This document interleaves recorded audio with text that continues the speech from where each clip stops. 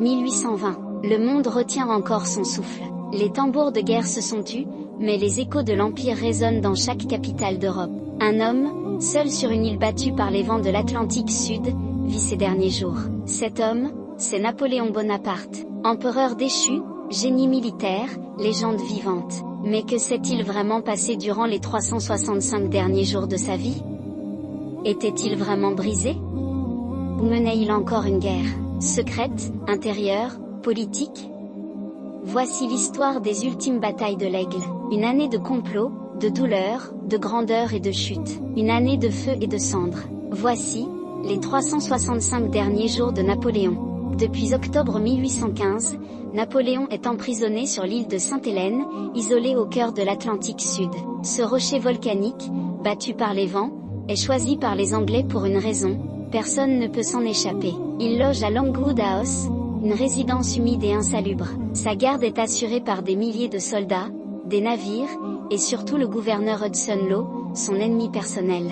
Napoléon est déjà affaibli. Il souffre de douleurs abdominales aiguës. Pourtant, il conserve son esprit stratégique. Il dicte ses mémoires, corrige les cartes, refait les grandes batailles dans sa tête: Austerlitz, Iéna, Wagram. Il rédige des lettres codées à ses partisans, surveillées de près par Hudson Law. Les tensions sont palpables. Napoléon parle d'évasion. Certains marins français pensent encore à le libérer. Un sous-marin expérimental aurait même été envisagé par un ingénieur français. Le projet ne verra jamais le jour.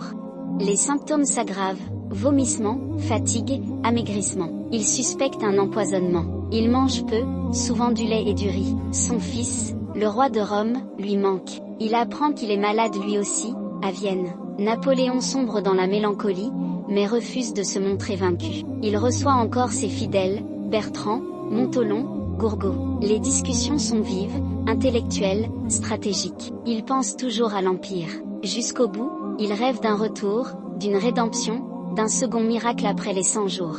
Le 19 janvier 1821, Napoléon rédige un testament. Il répartit ses possessions, laisse des instructions sur son enterrement. Il insiste, il veut reposer, sur les bords de la Seine, au milieu du peuple français. Son état empire. Fièvre, ulcères internes, perte de conscience. Il ne sort presque plus. Ses fidèles sont abattus, mais ne le laissent pas seul. Il dicte encore ses pensées sur la gloire, la politique, la guerre. Ses dernières batailles sont philosophiques. Il compare sa vie à celle d'Alexandre, de César. Il parle de destin. L'Empire n'est pas mort, dit-il. Il vit dans les idées. Le 3 avril, il est alité pour de bon. Il ne peut plus se lever. Il délire parfois, revoit les champs de bataille, murmure des ordres. Ses derniers mots seront: France, armée, tête de l'armée. Joséphine.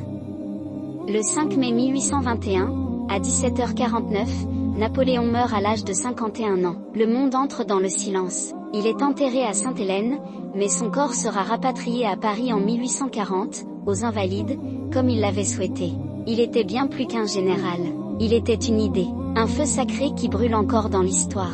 Les 365 derniers jours de Napoléon Bonaparte ne furent pas seulement une agonie. Ils furent la dernière campagne de l'Aigle, invisible, mais éclatante. Car jusqu'à la fin, il fut fidèle à lui-même, conquérant, stratège, immortel.